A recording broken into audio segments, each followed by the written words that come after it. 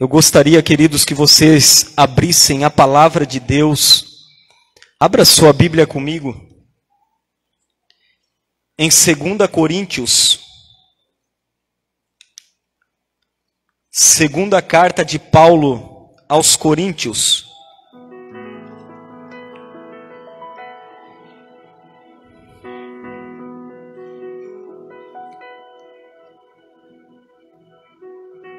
Segunda Coríntios, capítulo de número 1. Capítulo 1.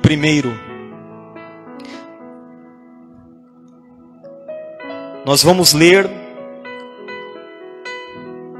do versículo 7 ao versículo de número 10. 2 Coríntios, capítulo de número 1. Primeiro capítulo, do versículo 7 ao versículo 10. Glória a Deus. Quem está com dificuldade de achar, está sendo projetado ali na parede. Nos diz assim, irmãos: e a nossa esperança acerca de vós é firme, sabendo que como sois participantes das aflições, assim o sereis também da consolação. Porque não queremos, irmãos, que ignoreis. Repita comigo: ignoreis a tribulação que nos sobreveio na Ásia, pois que fomos sobremaneira agravados, mais do que podíamos suportar, de modo tal que até da vida desesperamos. Mas já em nós mesmos tínhamos a sentença de morte, para que não confiássemos em nós, mas em Deus que ressuscita os mortos, o qual nos livrou de tão grande morte e livrará, em quem esperamos que também nos livrará ainda. Louvado seja o nome do Senhor Jesus. Vamos orar por um instante. Espírito Santo, querido Senhor, Pai amado, eu peço a Ti, Senhor, nessa noite, que o Senhor venha falar conosco. Eu me coloco aqui, Senhor, como alguém que depende totalmente da ação do Teu Espírito para transmitir a Tua palavra. A Tua palavra, Pai, diz que é Espírito e vida. É a palavra do Senhor, mais afiada do que qualquer espada de 2 gumes. Por isso eu peço a Ti, Pai, usa-me nessa noite. Tu tens total liberdade, Jesus. Nós glorificamos o Senhor. Que a Tua igreja seja edificada e o nome de Cristo adorado nessa noite, no nome do Senhor Jesus. Glória a Deus, meus irmãos. Queridos, a segunda carta do apóstolo Paulo à igreja de Corinto é uma carta poderosa. A segunda carta aos Coríntios, a igreja de Corinto, é considerada a carta mais pessoal escrita pelo apóstolo Paulo. O apóstolo Paulo, esse homem de Deus, escreveu várias cartas, como nós lemos no Novo Testamento. Mas essa carta em especial é uma carta que nós podemos contemplar os sentimentos do apóstolo Paulo. Aquilo que estava lá no seu coração, no seu cerne.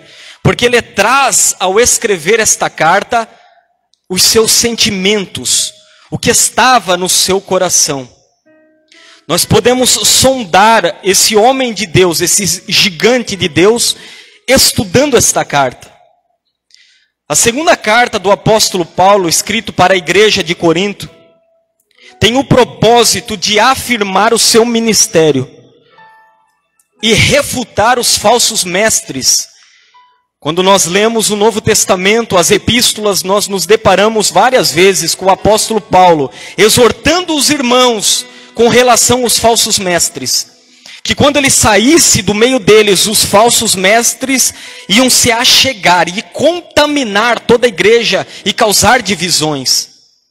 Então o apóstolo Paulo aqui nesta segunda epístola, ele está afirmando o seu ministério apostólico, porque esses falsos mestres estavam introduzidos na igreja de Corinto e disseminando um ensinamento incorreto e também questionando a autoridade do apóstolo Paulo como apóstolo escolhido, enviado de Deus. Então ele escreve essa carta.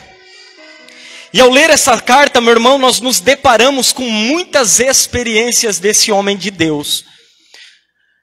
Em destaque, 3 dessas experiências que eu vou compartilhar agora aqui com vocês. A primeira é no capítulo de número 1. O primeiro capítulo, do versículo 8 ao versículo 10. O apóstolo Paulo compartilha que ele passou por um tal momento, uma tal situação na sua vida, que ele se desesperou da própria vida. Ele passou por uma tribulação tão forte, tão grande, que ele pensou, agora já era para mim, acabou para mim. Daqui eu não passo. A outra experiência que nós vemos na carta de 2 Coríntios, é no capítulo de número 11, quando o apóstolo Paulo fala ali das suas credenciais. Já quero te estimular aqui, incentivar a você ler o capítulo de número 11. Porque vai bem ao contrário daquilo que tem sido pregado nos dias atuais pelos coachings, pelos mestres e doutores nesse tempo.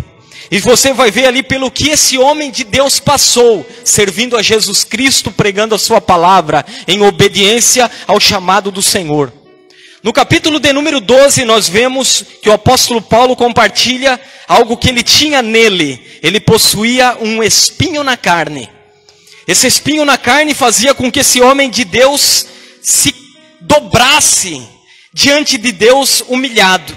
Porque ele diz, eu tenho um espinho na carne, a saber, um mensageiro de Satanás, que vem, me esbofeteia, me joga, me lança ao chão, e o qual eu orei 3 vezes ao Senhor para que ele removesse de mim.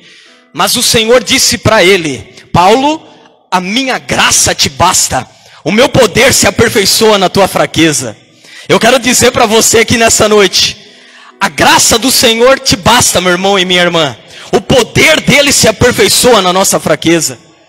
Talvez você está sentado aqui, você pensa, eu sou tão limitado, eu sou tão fraco. Glória a Deus por isso, porque através da sua vida, a glória do Senhor, a presença do Espírito vai aparecer. Glória a Deus. É ruim quando nós somos autossuficientes, pensamos que nós somos alguma coisa distante do favor de Deus. E aqui que está o erro das nossas vidas, na nossa trajetória. Mas quando nós nos humilhamos na presença do Senhor, a graça dele é aperfeiçoada em nós. A graça dele. Deixa a graça dele te aperfeiçoar, amém? Conte com o favor do Pai, conte com a presença do Pai. Conte com a ajuda do Pai, porque Ele é um bom Pai. Então nós vemos muitas experiências desse homem de Deus. Por isso, leia a segunda epístola de Paulo aos Coríntios. Você vai ser edificado. É uma carta pessoal. Mostra os sentimentos dele pelas igrejas que fundara e nutria, pelo seu ministério, pela sua chamada. Queridos, quando eu estava lendo esta passagem, o primeiro capítulo aqui, que nós lemos, onde nós acabamos de ver essa tribulação que aconteceu na vida desse homem. O Senhor chamou a minha atenção ao meditar nessa passagem, para trazer e falar aqui nessa noite sobre sofrimento, sobre tribulação, sobre adversidades que eu e você enfrentamos ao decorrer da nossa existência aqui nessa terra. Porque servir a Cristo, meu irmão, não é um mar de rosas como é pregado aí fora. Ainda que Jesus falou, eu vim para que tenham vida e tenham com abundância. Nós estamos em um mundo, mas não somos desse mundo, diz a palavra. Nós nesse mundo nadamos contra a correnteza. A palavra diz que aqueles que servem a Cristo piedosamente serão perseguidos. E nessa trajetória, meu irmão, aqui nessa terra, nós nos deparamos com muitas adversidades, com muitas tribulações. Haja vista que eu quero que você compreenda nessa noite, que há sofrimentos que nós enfrentamos quando nós obedecemos a Deus. O Senhor pode pedir algo para você, que vai trazer sofrimento, tribulação, uma provação, para que Ele possa moldar você. Que é isso, pastor? Nunca ouvi isso. A palavra de Deus diz em Mateus, no capítulo de número 5, bem-aventurados sois quando pelo meu nome forem perseguidos, porque vocês serão como os profetas no Antigo Testamento, que eram provados, que eram perseguidos. O Senhor Jesus chama eu e você, por conta de servi-lo e sofrermos perseguições, bem-aventurados. Por isso, meu irmão, se você está aqui nessa noite, você tem sido perseguido, você tem sofrido pelo nome de Jesus, saiba de uma coisa, você é mais do que feliz, você é bem-aventurado, aleluia. Por outro lado, meu irmão, a palavra de Deus, ela nos diz que nós podemos sofrer porque somos desobedientes ao comando do Senhor. Quando nós desobedecemos ao Senhor, isso vai acarretar sobre nós uma disciplina. Nós lemos em Hebreus, no capítulo de número 12, do versículo 6 ao 11. A palavra de Deus diz que o Senhor, Ele corrige quem ama e açoita quem recebe por filho. E o Senhor faz tudo isso, meu irmão, porque eu e você não somos bastardos. Você é filho de Deus, aleluia.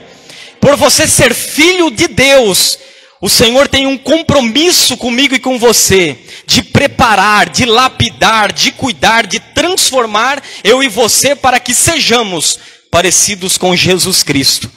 Então muitas vezes quando nós desobedecemos a Deus, quando você faz aquilo que o Senhor não chamou para você fazer, isso atrai para você uma disciplina, uma tribulação, um sofrimento. Mas entenda de uma coisa, o Senhor faz isso comigo e com você, para que participemos da sua santidade. Olha lá, Deus porém nos disciplina para aproveitamento, a fim de sermos participantes da sua santidade. Ele tem um objetivo em nos disciplinar, em nos açoitar. Mas tudo isso gera desconforto, gera sofrimento. Eu quero que você entenda, porque servir a Cristo, queridos, não te faz imune de enfrentar sofrimento e adversidades. Não te faz, meu irmão. Contanto que nesse dado momento há muitos irmãos nossos em outras nações que estão padecendo, que estão sofrendo tal perseguição que eu e você nem imaginamos. Mas eles estão ali todos os dias glorificando, adorando, bendizendo ao Senhor. E grande é o galardão. Louvado seja o nome de Jesus. A palavra de Deus nos diz, no capítulo de número 8 de Lucas, que o Senhor Jesus disse para os discípulos, passemos para o outro lado, na tempestade no mar. Você percebe que Jesus, ele disse, quando eles atravessaram e enfrentaram o mar revolto, a tempestade, eles estavam obedecendo a Jesus Cristo. Jesus pediu para eles fazer aquilo, e eles obedeceram ao Mestre e enfrentaram a tempestade. Então nós precisamos mudar a nossa ótica com relação à direção do Senhor. Porque nós pensamos, se eu estou em obediência, eu estou imune de sofrimento e tribulação. Pelo contrário, meu irmão, pelo contrário, o Senhor lapida eu e você. O Senhor cuida de eu e de você. Ele quer que você participe da sua santidade. Ele quer que você amadureça. E Ele utiliza das situações, das circunstâncias para que você cresça. Aleluia! Então eles obedeceram a Deus, eles obedeceram a Jesus. O mar ficou revolto, o mar deu uma tempestade. Jesus estava dormindo no barco, Jesus se levanta e acalma o vento, os mares e segue bonança. Mas Jesus estava ensinando para eles lições. Lições. Quando nós lemos o capítulo 1 aqui, está falando desse homem de Deus, o apóstolo Paulo. E o apóstolo Paulo, no capítulo de número 9 de Atos, Se você ler Atos, você percebe que fala do encontro que Paulo teve com Jesus, a caminho de Damasco. E quando ele estava ali, a caminho de Damasco, ele viu a luz, ele teve um encontro com Jesus Cristo.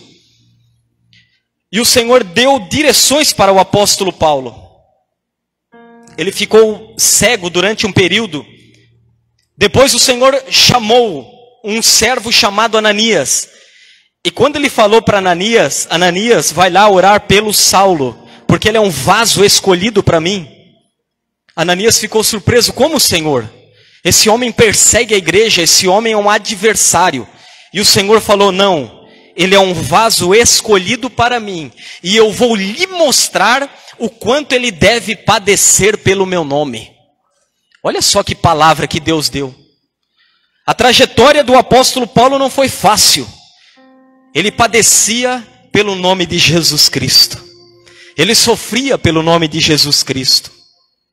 Mas o Senhor em nenhum momento desamparou esse homem de Deus. Em nenhum momento o Senhor desampara eu e você. Ele vai presente conosco. Nós vemos em Atos capítulo 20, Paulo falando que de cidade em cidade, por onde ele ia, o Espírito Santo falava para ele, olha Paulo, naquela cidade que você vai agora, tribulações, cadeias e açoites te esperam. Versículo 23 e 24. Olha lá o que está escrito. Imagina você, meu irmão. Imagina nós, né? Nesse tempo. E você está orando a Deus por alguma coisa. E o Espírito Santo vem e fala para você, olha, isso aí vai ter tribulação, açoite, perseguição. Você vai falar, isso aí não é a voz de Deus, é a voz do inimigo. Porque a gente está, irmão, enganado com esse evangelho que tem sido pregado. Um evangelho coaching, um evangelho de céu na terra, entende? De prazeres terrenos. Mas não é o que nós lemos na palavra de Deus. Mas mesmo assim, por obediência ao nome de Jesus, esse homem de Deus obedecia. Ele ia, porque a presença do Pai era na vida dele. A ponto dele poder dizer, tudo posso naquele que me fortalece, aleluia. Eu quero dizer para você, você pode tudo no Senhor Jesus, na sua graça, no seu favor. Não há levante, não há batalha, meu irmão, não há peleja, não há nada que possa parar alguém que está no centro da vontade de Deus, que crê no Senhor que serve. É possível passar na presença de Deus. E quando eu comecei a meditar nessa passagem, meu irmão, e aqui eu quero entrar na pregação, naquilo que o Senhor colocou no meu coração, em alguns pontos que nós vamos ver aqui, e eu quero chamar a sua atenção nessa noite. É que o primeiro ponto, irmão, que eu destaco nessa passagem, no versículo de número 8, a palavra de Deus diz, porque não queremos, irmãos, que ignoreis. Não queremos, irmãos, que ignoreis a tribulação que nos sobreveio na Ásia. E o primeiro ponto que eu destaco aqui é que eu e você não devemos ignorar que há muitos irmãos nossos nesse momento padecendo, sofrendo perseguições muito além daquelas que nós temos enfrentado. Não ignoreis. Não ignore. Porque sabe o que acontece, meu irmão? Nós olhamos somente para nós.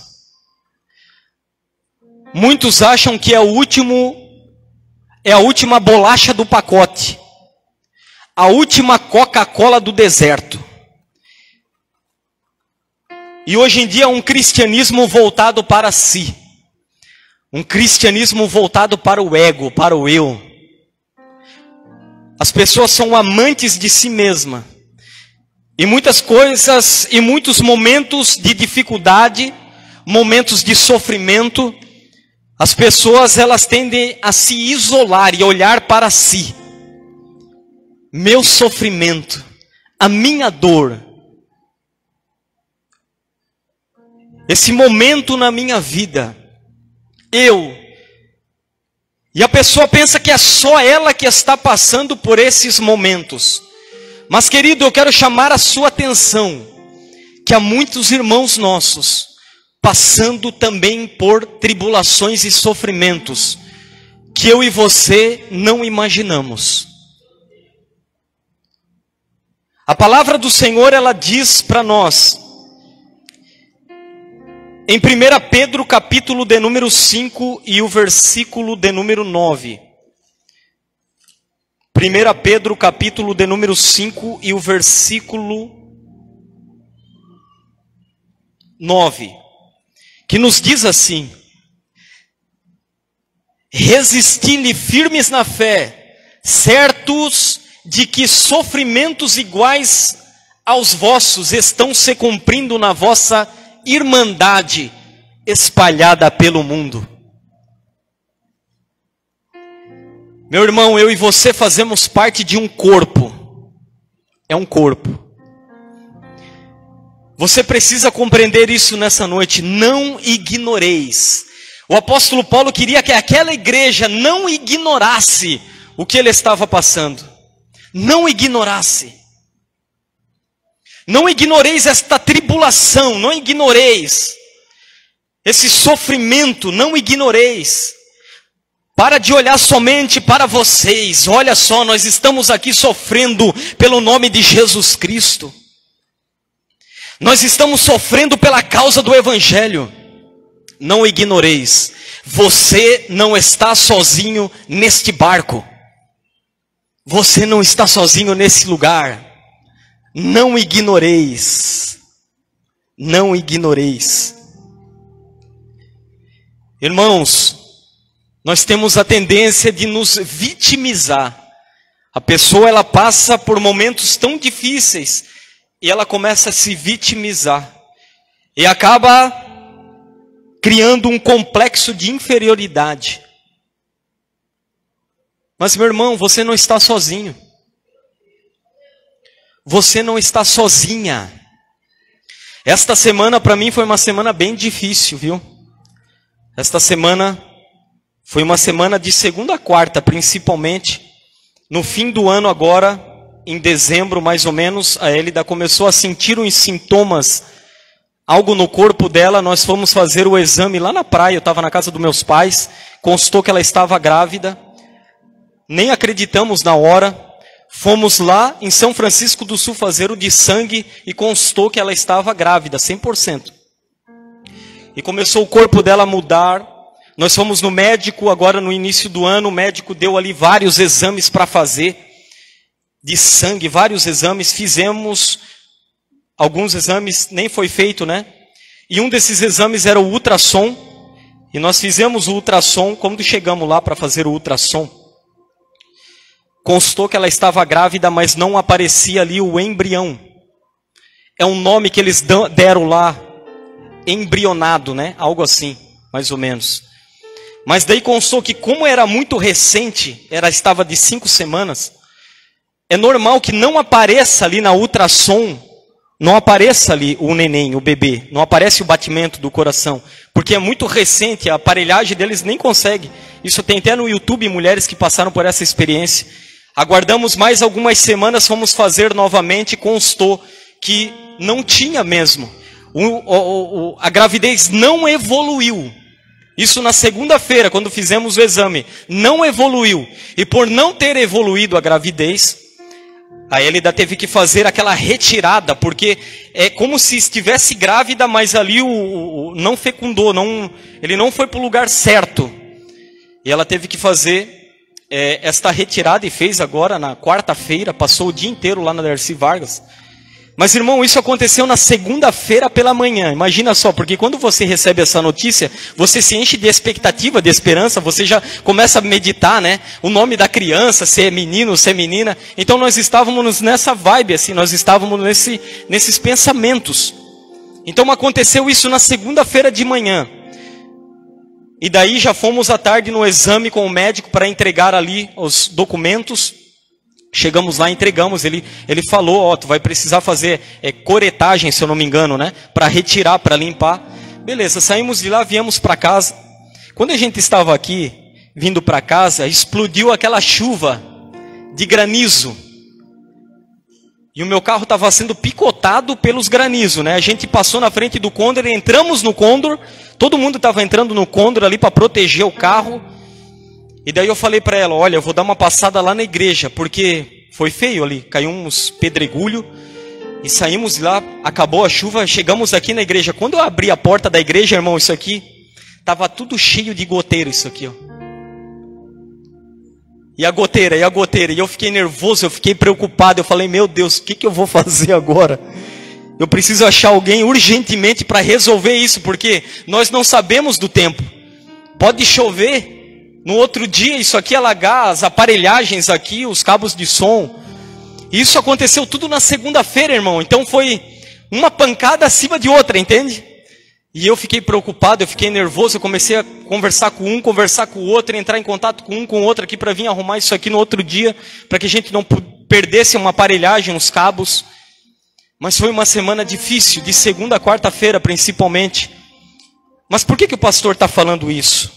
Porque eu quero que você entenda que nós não estamos imunes a passar por situações difíceis. Mas eu estou aqui nessa noite pregando a palavra para você, porque eu sei que o meu Deus está no controle de todas as coisas. Deus está no controle de todas as coisas, meu irmão. Deus governa, Deus sabe o tempo certo das coisas. Eu e você precisamos confiar no Senhor e nos alegrar no Senhor. Por isso não ignoreis, esteja firme no Senhor, no Deus que você serve. Não ignoreis. Que você possa ser como Abacuque, ainda que a figueira não floresça, ainda que não haja fruto na vide, ainda que o produto do campo minta, eu todavia me alegrarei no Senhor. Eu me alegrarei no Senhor. Confia nele, descansa nele, creia no seu Deus, ele é um pai que te ama. Não ignoreis, o apóstolo Paulo estava falando aqui, não ignoreis. A tribulação que nos sobreveio na Ásia. Depois ele diz assim, pois que fomos sobremaneira agravados, mais do que podíamos suportar. Olha só o que Deus está falando conosco aqui. O apóstolo Paulo passou por uma tribulação, ele, os que estavam com ele. Um sofrimento, uma dificuldade. Além da sua capacidade, além das suas forças, servindo ao Senhor, em obediência ao Senhor. Mas o Senhor estava no controle. O Senhor estava no controle na vida do apóstolo Paulo. No controle. Foi acima. Foi acima. E o Senhor permite essas situações para que a gente possa confiar nele. Para que a gente possa experimentar ele na nossa vida. Para que a gente saia do superficial e possa verdadeiramente conhecê-lo. Porque, meu irmão, nós declaramos, nós confessamos, eu conheço o Senhor. Mas quando as situações acontecem na nossa vida, situações inesperadas, você vê que você não conhece. Você percebe que você não confia como você pensa que confia. Mas ele permite para que você cresça, para que você confie, para que você amadureça. Não é para a morte, é para a edificação. Não é para a morte, é para a transformação. Mas ele estava no controle. Foi acima. Foi acima. Ele permitiu acima com um propósito. Irmãos, quando um salva-vida, ele vai salvar uma pessoa que está se afogando, não em todos os casos, mas em alguns, o salva-vida ele é obrigado a esperar a pessoa se debater até certo ponto de acabar as suas forças. Se o salva-vida pula na água, é perigoso a pessoa afundar, o salva-vida e ela, e ambos morrerem afogados. Então o salva-vida precisa que a força daquela pessoa se esgote, porque a pessoa está se afogando, está num nível de pânico, de pavor naquele momento. E quando as forças daquela pessoa ali se debatendo, se esgotam, salva-vida com a boia, bota e traz ela para a areia. Às vezes acontece conosco. É preciso esgotar as forças para que o Senhor possa agir. Às vezes é preciso esgotar as nossas forças para que agora eu possa agir. É agora, é do meu jeito. Como aconteceu comigo, eu fiquei nervoso, porque eu não sou Deus, eu não sei a previsão do tempo. Eu precisava resolver, mas isso saiu de mim. Não tinha como eu estar mais no controle. Era Deus agora você precisa confiar, Gilva, não tem mais o que você possa fazer. Você precisa confiar. Ei, você aqui nessa noite, você precisa confiar. Tem situações que você vai enfrentar, que você não vai conseguir resolver. Você precisa da graça, você precisa da ajuda do Senhor, você precisa do teu Pai. Mas é nesses momentos que você vai ver o quão fiel Ele é. Porque o nosso Deus não é homem para que minta, nem filho do homem para que se arrependa. O que Ele prometeu, Ele vai cumprir. Ele é fiel. Ainda que sejamos infiéis, diz a palavra, eu todavia sou fiel. Ele é fiel porque não pode negar-se a si mesmo. Mas o Senhor esperou acabar as forças do apóstolo Paulo para mostrar e ensiná-lo uma lição. E o Senhor conhece você. O Senhor conhece a sua estrutura. O Senhor conhece você mais do que você pensa. Ele nos conhece mais do que nós pensamos. Ele conhece. A palavra de Deus diz em Êxodo capítulo de número 13. Êxodo capítulo de número 13. A palavra do Senhor diz, do 17 ao 22. Olha só o que está escrito, meus irmãos. Eu vou explicar para vocês. A Bíblia diz que o Senhor, depois de operar todos aqueles milagres no Egito, o Senhor tirou o seu povo lá do Egito, sob a liderança de Moisés. E no versículo de número 17 do capítulo 13, a palavra nos diz, e aconteceu que quando Faraó deixou ir o povo de Deus, Deus não os levou pelo caminho da terra dos filisteus, que estava mais perto, porque Deus disse, para que porventura o povo não se arrependa vendo a guerra e tornem ao Egito. Mas Deus fez rodear o povo pelo caminho do deserto, perto do Mar Vermelho, e subiram os filhos de Israel da terra do Egito armados. E tomou Moisés os ossos de José consigo, porquanto havia este estreitamente a juramento aos filhos de Israel, dizendo, certamente Deus vos visitará. Fazei, pois, subir daqui os meus ossos convosco. Assim partiram de Sucote e acamparam em Etã, à entrada do deserto. E o Senhor ia diante deles, de dia numa coluna de nuvem, para os guiar pelo caminho, e de noite numa coluna de fogo para os alumiar, para que caminhassem de dia e de noite. Nunca tirou de diante da face do povo a coluna de nuvem de dia, nem a coluna de fogo de noite. O Senhor pegou todo aquele povo, milhões de pessoas, e não permitiu eles enfrentarem os filisteus, a saírem para a guerra, porque o Senhor conhecia a estrutura daquele povo. Mas o Senhor fez eles darem uma volta. E a palavra de Deus diz que o Senhor os conduzia de dia e de noite. Meu irmão, Deus conhece você. Deus conhece até onde nós podemos ir. O que você quer dizer com isso, pastor? Que tudo que acontece, querido, se você está em obediência a Deus, tem um propósito na sua vida. Isso que tem acontecido na sua vida coopera para alguma coisa, coopera para o seu bem. Isso coopera, e Ele conhece a sua estrutura, Ele conhece a sua vida, Ele conhece você.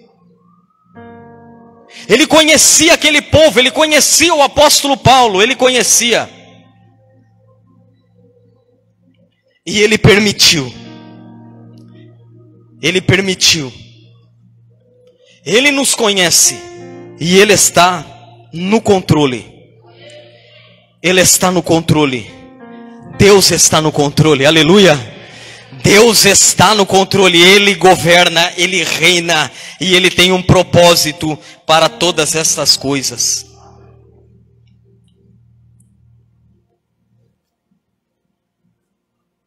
Talvez você está aqui nessa noite e você tenha enfrentado situações assim na sua vida.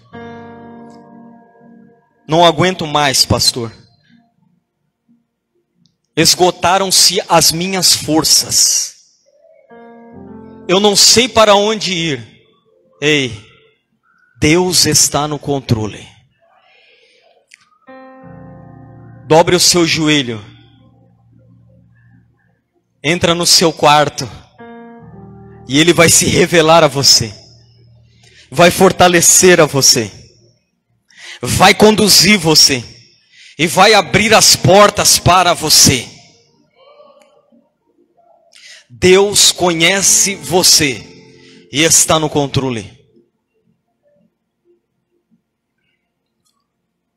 No versículo de número 9. De 2 Coríntios, no capítulo 1. Depois dele dizer, olha, eu me desesperei da vida. O apóstolo Paulo pensou, acabou para nós. Nós vamos para a glória. Nós vamos para a glória, o Senhor vai nos recolher. Não tem mais o que fazer. No versículo 9 ele diz, mas já em nós mesmos tínhamos a sentença de morte, para que não confiássemos em nós, mas em Deus que ressuscita os mortos, o qual nos livrou de tão grande morte, e livrará em quem esperamos que também nos livrará ainda. Aleluia.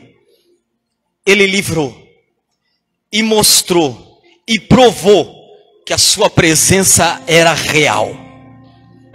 Ele mostrou. E tudo isso, meu irmão, tem um intuito, um propósito, de fazer eu e você mais íntimos do nosso Deus.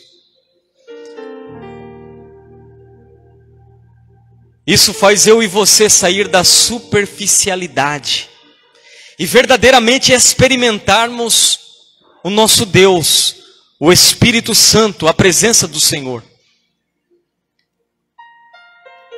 E é isso, meu irmão, você precisa conhecer ao Senhor, eu e você precisamos conhecê-lo mais e mais. Mais e mais.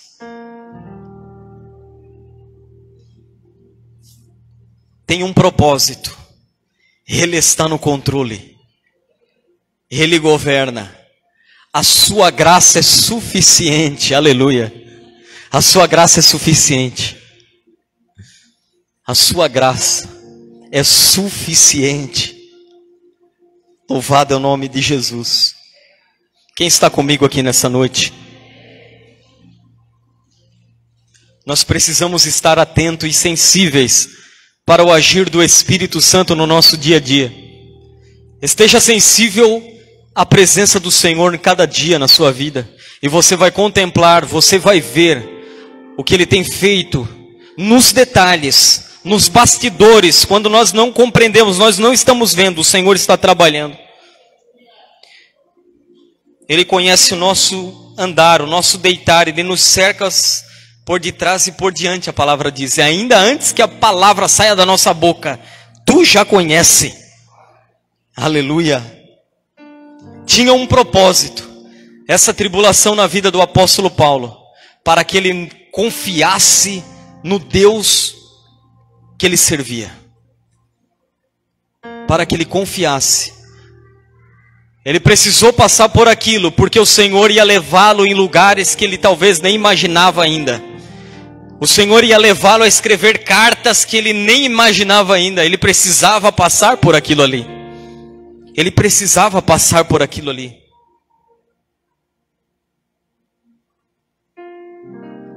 E você precisa passar por estas situações.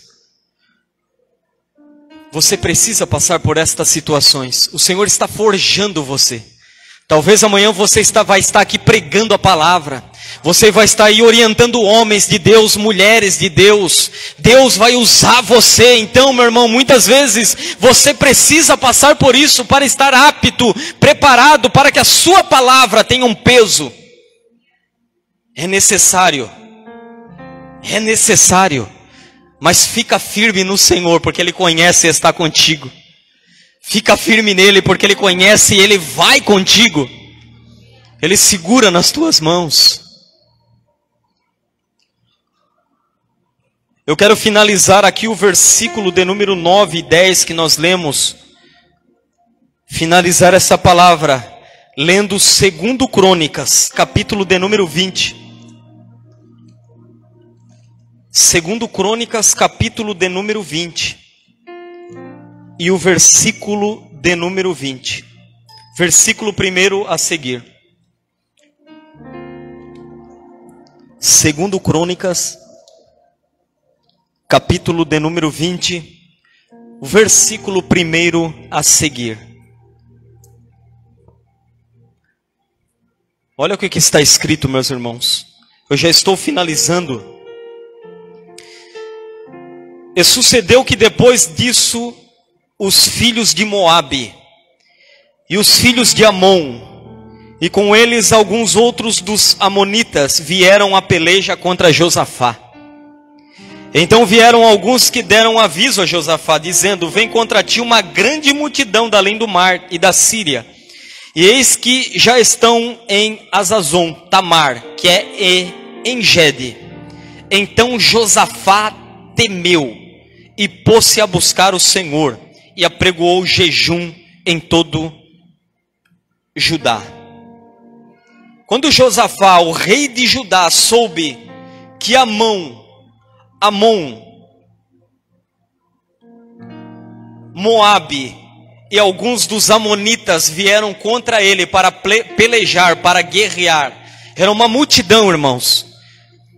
Josafá e Judá, eles não tinham um exército capaz de vencê-los. Uma multidão vinha contra eles. Ele tremeu na base. Ele pensou: acabou para nós.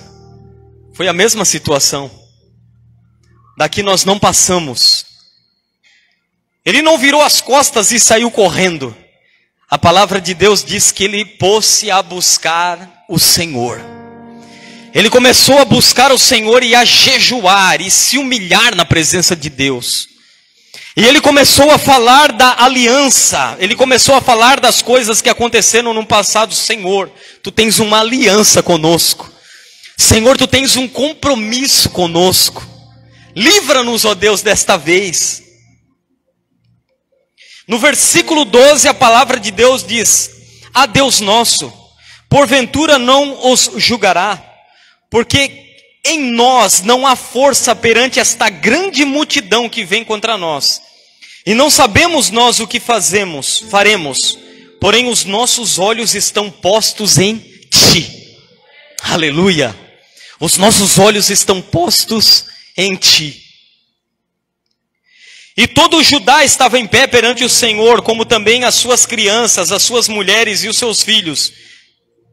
Então veio o Espírito do Senhor no meio da congregação sobre Jaziel, filho de Zacarias, filho de Benaias, filho de Jeiel, filho de Matanias, levita dos filhos de Asaf.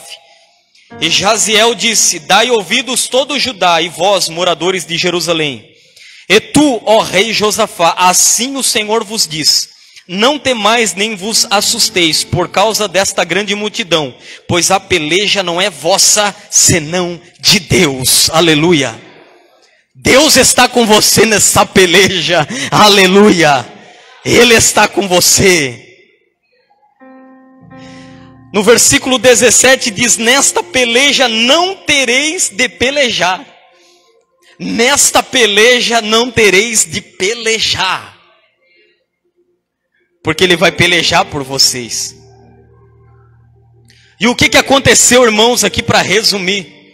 Aquela multidão veio contra Josafá e Judá. Eles se levantaram.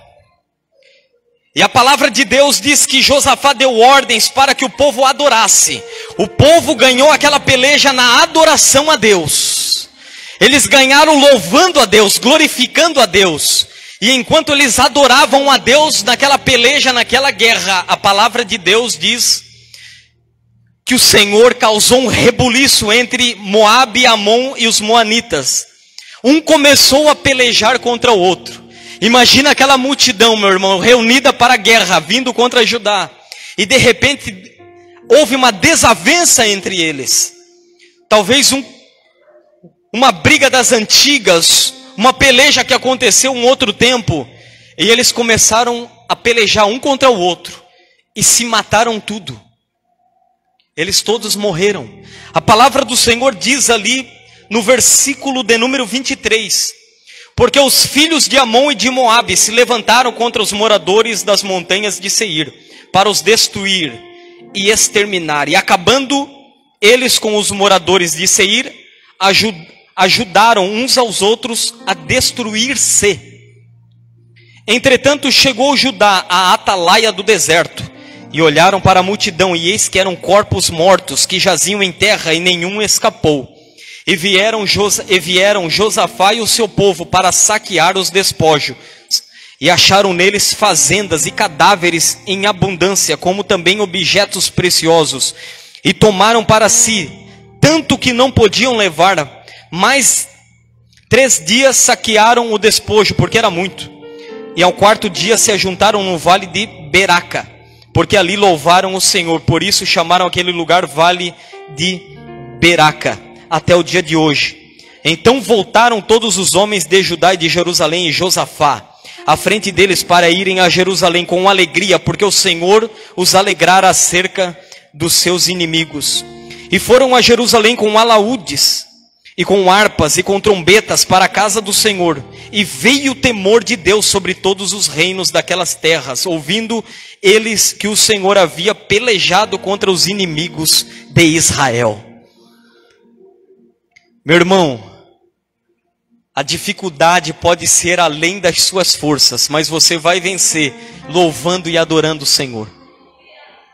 Ele peleja por você, Ele está com você, Ele quer que você confie nele, creia nele, acredite nele e veja Ele, o que Ele faz. Essa é a palavra que eu gostaria de deixar para você aqui nessa noite. Meu irmão, creia no Deus que você serve. Não diga a Deus o tamanho do seu problema, diga ao seu problema o tamanho do seu Deus. Creia no Deus que você serve. Pastor, eu estou passando uma tribulação terrível. E adore a Ele nessa noite, porque Ele está contigo, Ele não te desamparou, Ele não te deixou, Ele vai com você. Ele vai com você. Aleluia! Quem entendeu essa palavra aqui nessa noite,